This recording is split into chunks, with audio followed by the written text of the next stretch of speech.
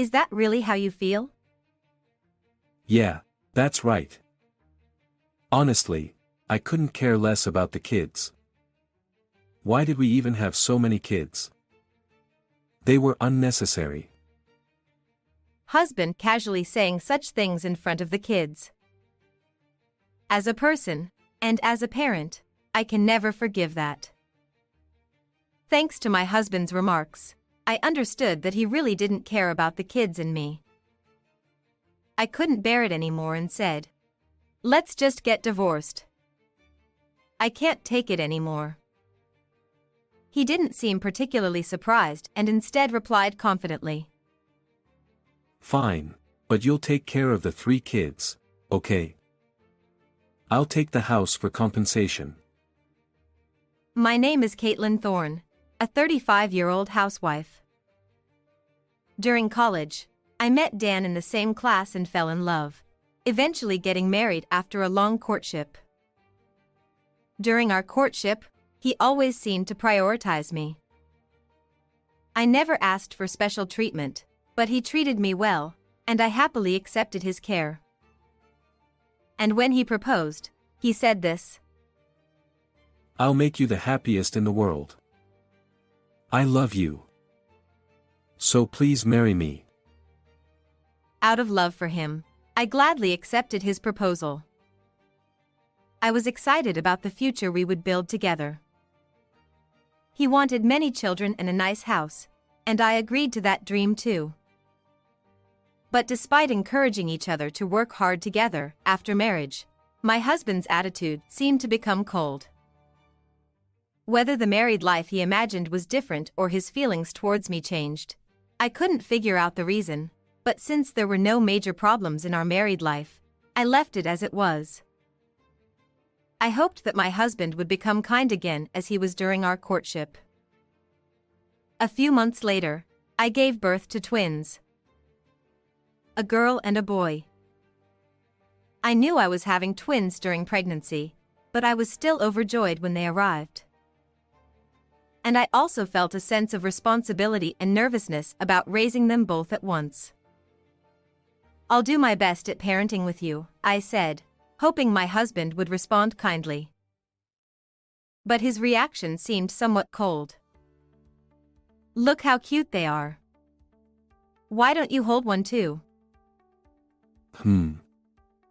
Oh, I can't right now. Maybe later." When I tried to get him to hold the baby, he made excuses to refuse. I couldn't help but wonder why he wouldn't hold them even though they were so adorable. He confided that he didn't know how to handle it. I thought he should just love the children genuinely, but it seemed he was struggling as a husband. I decided to support him in getting used to the children. However, even after 3 months had passed since the birth, he still seemed to avoid interacting with the children. He would hand them over to me as soon as I held them. Why wouldn't he get more involved? Although he was tired from working hard to support the family, I couldn't say anything considering his efforts. Although he seemed to be avoiding interaction with the children, by the time they turned 1, he wanted another child. How about having one more? But you don't even try to interact with the kids properly. Yet you want another one? That's impossible," I said a little harshly. Then he apologized, seeming sorry. "I'm really sorry until now. From now on, I'll take care of them properly.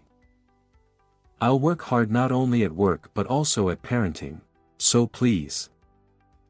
Remember what I said when we got married? I wanted lots of children. I liked the atmosphere of having everyone together." He said that and pleaded with me multiple times.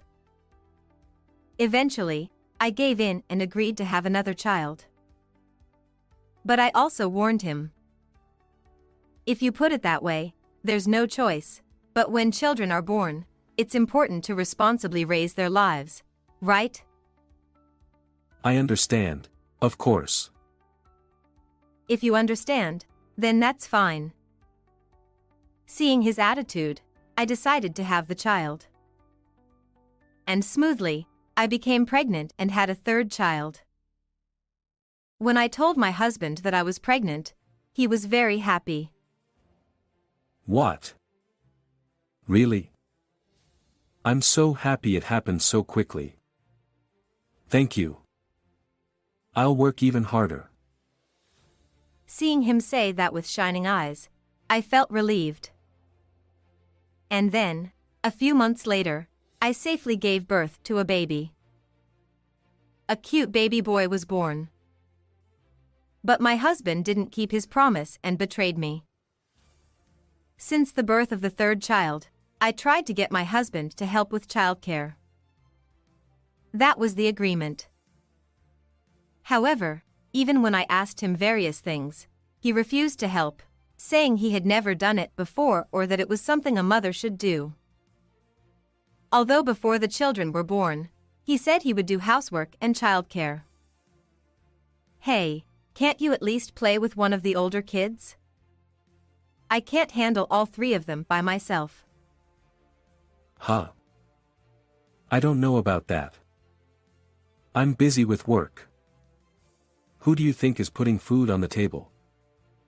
Do you know how hard I'm working to support the family? Besides, you're a housewife, so you should be able to take care of 3 kids, right? My husband said that and took on a harsh attitude. But, you said you'd also do parenting. Shut up. I have an important business dinner now, and after that, I'm going golfing. I don't know when I'll be back, and I don't want to get tired playing with the kids. That's how my husband yelled at me. By this time, the older children could speak and assert their own wills. So when they said, "Daddy, let's play," and went to my husband, he refused. I'm busy now, play with mommy. Hey Caitlin, do something about them. They're his own children. Why doesn't he play with them when he was the one who said he wanted a lot of children? I couldn't understand my husband's words and actions. Instead of trying to raise the children, my husband avoided them. Perhaps because of his continued oppressive attitude, the children had stopped getting close to him. And my husband was doing one more thing that was unbearable. He stopped putting the money he earned into the household. Originally, my husband was an outdoorsy type and often went on trips and drives. Before the children were born, we talked about traveling as a family and taking drives to tourist spots to take lots of pictures. But now, I'm not sure if he remembers any of that.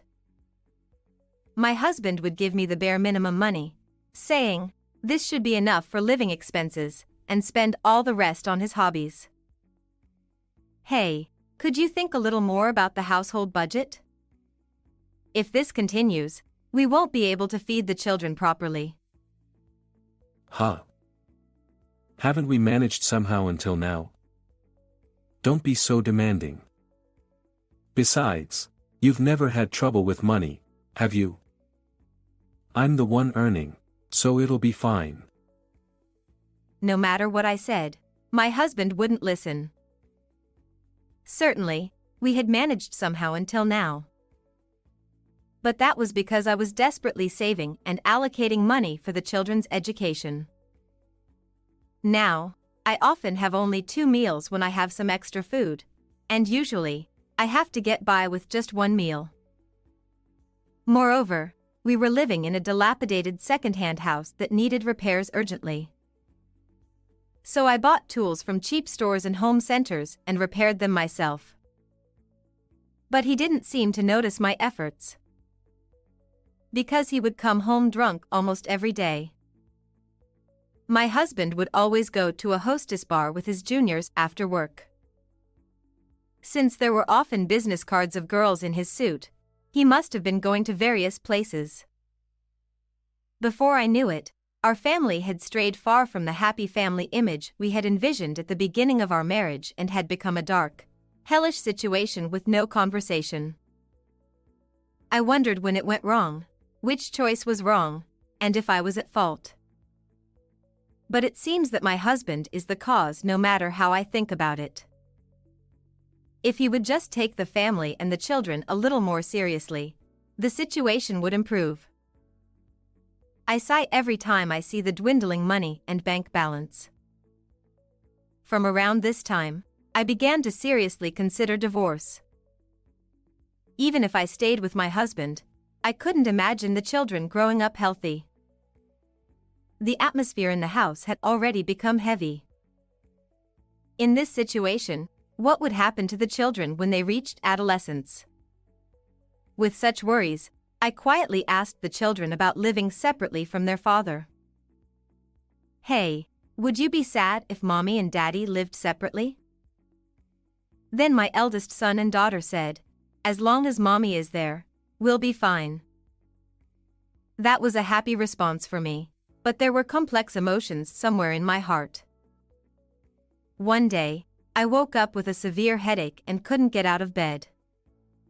I somehow managed to gather my strength and headed to the living room, where the children were already awake. Even though they were only 4 years old, they were preparing breakfast and getting dressed. But my husband was not like that. Hey Caitlin, what are you doing? Where's my breakfast? And my clothes? I'm running late, so hurry up and get them ready. All right. I somehow managed to muster up some strength and prepare my husband's morning routine. He left the house without a word of thanks, expressing his dissatisfaction. While the children were concerned about me, my husband didn't seem to care at all. I asked the children to let me rest for a while and decided to rest on the living room sofa. Since it was a holiday for the kindergarten that day, the children were also at home. I thought I would feel better with a little rest, but before I knew it, I had fallen asleep. Hey! Wake up! I woke up to my husband's voice. He was clearly angry. What's going on? When I came back, dinner wasn't prepared, the breakfast dishes were still there, and the house was a mess. What have you been doing all this time? You're supposed to be a housewife, so do your housework properly. He yelled at me with force. At that moment, I felt something inside me snap. Do you have the right to say that to me? I appreciate that you're working, but isn't it strange to say such things when the family is going through a hard time? I'm also working hard for the family. You said you would help with housework and childcare when the children were born, remember? But you're just all talk and never keep your promises. Why can't you do what you said you would? Maybe it was a mistake to trust you. It's not fair to the children to have a father like you. I vented out all the feelings I had been holding back. My husband seemed very surprised that I would respond so clearly, but he quickly retorted. Your role is to support me. I come first. Think about me before the children. Realizing that my husband no longer cared about the children, whom he had once desired so much, made me sad. Is that really how you feel? Yeah, that's right. Honestly, I couldn't care less about the kids. Why did we even have so many kids? They were unnecessary. My husband said such things in front of the children, which I could never forgive as a person and a parent. I couldn't bear it anymore and said, "Let's just get divorced. I can't take it anymore." He didn't seem particularly surprised and instead replied confidently. Fine, but you'll take care of the 3 kids, okay? I'll take the house for compensation. That's how he responded. I would have laughed if compensation was something I wanted. But I was grateful that he agreed to take this rundown house. I'm sure the repair costs will be outrageous. I accepted my husband's terms without telling him anything about it. After that, since my health had improved a bit, I went to the city hall to get divorce papers. On the way back, I felt relieved that I could finally be away from my husband. But at the same time, I remembered the past. My husband had said he wanted to build a happy family at the beginning of our marriage. I found myself crying. How did it come to this? No, why did I fall for such a man?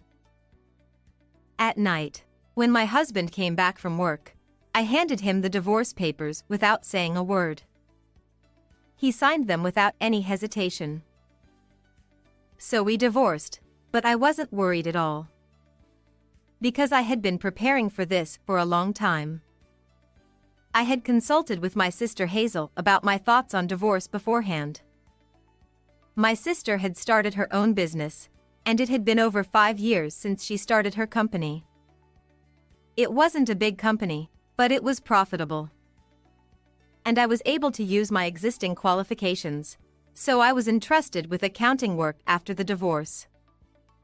Since deciding to divorce, I have been helping out at my sister's company as a volunteer. This was to make sure I could work as a full-time employee right after the divorce. And now that I was divorced from my husband, I was hired by my sister's company and started working. As for housing, I decided to stay at my sister's house for the time being to find a suitable and affordable place. My sister's house was quite large, so it was no problem for me and the 3 children to stay there. Besides, the children were very fond of my sister, so it was a very good environment to take our time to find a new home. About a month later, my husband suddenly contacted me. At first, I ignored his calls, but they were so persistent that I had to answer. Hello? What do you want? What's going on with this house? It's leaking. The paint is peeling off everywhere. It's falling apart. Well, considering we bought a pretty old second-hand house, wasn't that to be expected? But it was in decent condition before. Why is it suddenly falling apart like this? You may not have noticed, but I was regularly cleaning the interior. But for the exterior, we need to hire a contractor. I even talked to you about it, but you dismissed it as a waste of money, remember? It's all your responsibility. That's. How much will it cost to fix all of this? I don't know.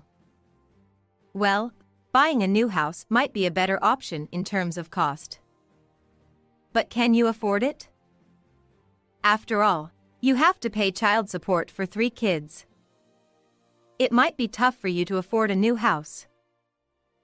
He didn't have anything else to say, and I hung up the phone. Then I blocked his number. After that, I heard that my husband tried to give up the house for free and move back to his parents' house, but he had already told my parents-in-law everything about this situation. Since my parents-in-law were on my side, they apparently turned him away. In the end, my husband ended up living in a cheap rental apartment, spending most of his salary on child support and leading a life where he couldn't afford to go drinking or to hostess bars, feeling the pain every day. On the other hand, I worked hard at my sister's company and supported my children. I was able to move to a reasonably priced and comfortable apartment, and I worked hard as a single mother. My children are my precious treasures, and just seeing their smiles gives me the strength to keep going no matter what.